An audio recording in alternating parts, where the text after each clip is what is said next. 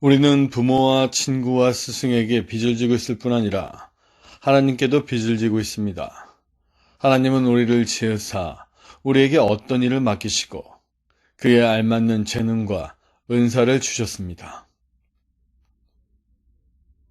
바울은 어디에 가든지 비범한 인격적 권위와 힘을 가진 사람으로 사람들에게 나타났습니다. 그는 어느 분을 보나 지도자였습니다.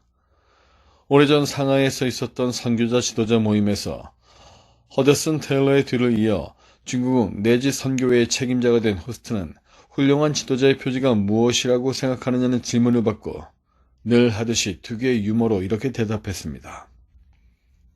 저는 제가 지도자인가 아닌가를 알고 싶으면 누가 저를 따라오고 있는지 제 뒤를 돌아보겠습니다. 바울에게는 늘 그를 따르고 있는 사람들이 있었습니다. 그의 인격이 자연 그를 그의 동료들 위해 두드러지게 만들었습니다. 예를 들어 바울과 바나바가 첫 선교 여행을 떠날 때는 순서가 바나바와 바울이었으나 연장자인 바나바를 능가하는 바울의 강한 인격적 힘으로 말미암아 오래가지 않아 그 순서가 바울과 바나바로 바뀌었습니다. 그러나 넓은 마음의 소유자인 바나바는 자기보다 연예인 바울이 리더십을 행사하는 것을 불쾌하게 생각하지 않았던 것 같습니다. 바울과 바나바가 루스드라에서 헤르메스와 제우스로 오인받은 사건은 한 가지 재미있는 사실을 알려줍니다. 그 지방에는 제우스와 헤르메스가 그곳 사람들 며칠 방문했는데 두 신은 그들의 대접에 대한 보답으로 그들의 누추한 오두막 같은 집을 궁궐 같은 집으로 변하게 해주었다는 전설이 있었습니다. 그들은 제우스를 키 크고 위엄이 있는 신으로 생각했고 헤르메스를 제우스의 사자요 대변인으로 생각했습니다. 그래서 그들은 키 크고 위엄이 있는 바나바를 제우스로, 겉모습이 별로 볼품이 없는 바울을 헤르메스라고 결론 지었습니다. 그들의 결론은 동양적 사고방식과 서양적 사고방식 간의 차이를 나타내줍니다. 서구 문화권 사람들은 의례 활동적이고 정력적인 사람을 지도자로 생각합니다. 그러나 동양 문화권에서는 가만히 앉아서 아랫사람들을 부리는 사람을 지도자로 생각하는 것 같습니다. 바울과 바나바에게 붙여진 이름들은 바로 이런 사고방식을 반영하고 있습니다. 동시에 그들이 바울을 헤르메스로 보았다는 것은 그의 말이 권위가 있고 설득력이 있었다는 것을 보여주는 좋은 증거입니다. 그는 약하고 두려워 몹시 떨었음에도 불구하고 그의 말은 힘이 있었습니다. 이 힘은 하나님으로부터 온 것이었습니다. 로마로 가는 도중 배가 파손하여 모든 사람이 목숨을 잃을 것을 불가피한 것처럼 보인 때에도 끝까지 영웅적인 모습을 잃지 않은 사람이 바울이었습니다. 죄수가 선장을 명령했습니다. 그의 당당한 모습과 정신적 권위로 인하여 전 선원이 아무 이의 없이 그의 명령에 순종하였습니다. 그가 아그리파 왕 앞에서 재판을 받을 때도 재판관이 죄수에게 판결을 내렸다기보다는 죄수가 재판관에게 판결을 내렸다고 하는 편이 옳을 것입니다. 바울은 그의 권위를 거칠거나 독단적으로 행사하지 않았으며 그렇다고 교회에 문제를 일으킨 사람을 그저 마음 좋게 내버려 두지도 않았습니다. 그는 사리에 맞게 행동했고 강압적인 자세로 군림하려 하지 않았습니다. 그는 고린도 교인들에게 쓴 편지에서 권위에 대한 자신의 태도를 다음과 같이 표명했습니다. 이를 인하여 내가 떠나 있을 때 이렇게 쓰는 것은 대면할 때에 주께서 너희를 피하려 하지 않고 세우려 하여 내게 주신 그 권세를 따라 엄하지 않게 하려 함이니라. 물론 바울의 리더십은 완벽하지 않았습니다. 그러나 바로 그것이 리더십은 끊임없이 성장해야 한다는 좋은 본보기를 우리에게 보여주며 그러한 본보기는 우리에게 크나큰 격려와 자극을 줍니다.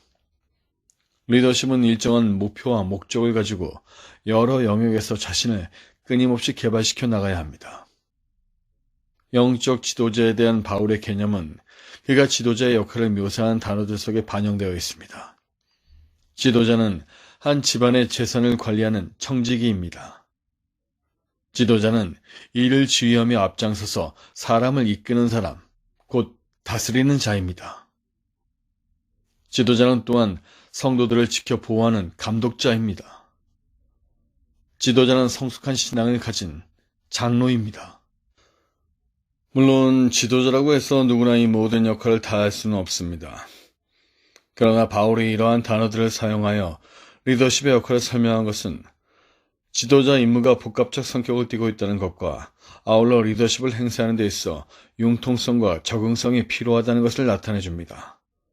융통성과 적응성은 바울의 리더십의 특징이었으며 이것은 그가 서로 다른 사람과 교회의 문제들을 다루는 과정에서 사용한 방법의 다양성 속에 잘 나타나 있습니다.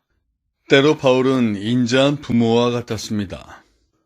오직 우리가 너희 가운데서 유순한 자 되어 육모가 자기 자녀를 기름과 같이 하였으니 우리가 이같이 너희를 사모하여 하나님의 복음으로만 아니라 우리 목숨까지 너희에게 주기를 즐겨함은 너희가 우리의 사랑하는 자 됨이니라. 너희도 아는 바와 같이 우리가 너희 각 사람에게 아비가 자기 자녀에게 하듯 권면하고 위로하고 경계하노니 이는 너희를 부르사 자기 나라와 영광에 이르게 하시는 하나님께 합당히 행하게 하려 함이니라. 그러나 필요한 경우 바울은 엄하게 대했습니다. 내가 이미 말하였거니와 지금 떠나 있으나 두 번째 대면하였을 때와 같이 전에 죄 지은 자들과 그 남은 모든 사람에게 미리 말하노니 내가 다시 가면 용서하지 아니하리라. 때로는 그는 형제와 같았습니다. 형제들아, 우리가 잠시 너희를 떠난 것은 얼굴이요 마음은 아니니 너희 얼굴 보기를 열정으로 더욱 힘썼노라. 그러므로 나 바울은 한 번, 두 번 너희에게 가고자 하였으나 때로는 그는 성도들이 올바른 마음을 갖길 바라면서 신랄하고 풍자적인 어조로 책망하기도 했습니다. 너희가 이미 배부르며 이미 부여하며 우리 없이 왕노릇하였도다. 우리는 그리스도의 연고로 마련하되 너희는 그리스도 안에서 지혜롭고 우리는 약하되 너희는 강하고 너희는 충기하되 우리는 비천하여. 또 어떤 때는 후한 칭찬을 하였습니다. 형제들아, 너희가 그리스도 예수 안에서 유대에 있는 하나님의 교회들을 본받은 자 되었으니 저희가 유대인들에게 고난을 받은 것 같이 너희도 너희 나라의 사람들에게 동일한 것을 받았느니라. 그는 어떤 교회는 다른 교회에 후히 드리는 삶을 본받으라고 권고했습니다. 내가 명령으로 하는 말이 아니요 오직 다른 이들의 간절함을 가지고 너희의 사랑의 진실함을 증명코자 함이로라. 바울의 리더십을 행사하는 방법은 획일적으로 고정되어 있지 않았습니다. 그가 사용한 융통성 있는 접근 방식은 대개 훨씬 더 받아들일 만하고 성공적인 것이었습니다. 사람들을 지도자로 훈련시킬 때 바울은 주님처럼 무리뿐 아니라 개인에게도 집중했습니다. 그는 리더십의 잠재력을 가진 소수의 사람들에게 그의 삶을 쏟아부었습니다. 그는 그들에게 우상적인 존재가 되어 그들의 마음을 강력하게 사로잡으려고 하지 않았으며 유창한 설교나 정교한 자기 PR에 의존하지도 않았습니다. 그는 궁극적으로 성령의 능력과 도우심을 의지하였습니다. 사도 바울의 다이나믹한 리더십은 전 서구 세계에 깊은 영향을 끼쳤습니다. 화이트는 바울의 영향을 이렇게 말했습니다. 바울이 끼친 영향은 자기 자신뿐 아니라 그의 동시대인의 상상과 이해를 훨씬 초월한 것이었습니다. 바울은 유럽과 그리고 진실로 서구 세계 전체를 만든 사람들 중에 하나로서 그의 이름을 인류사에 깊이 새겼습니다.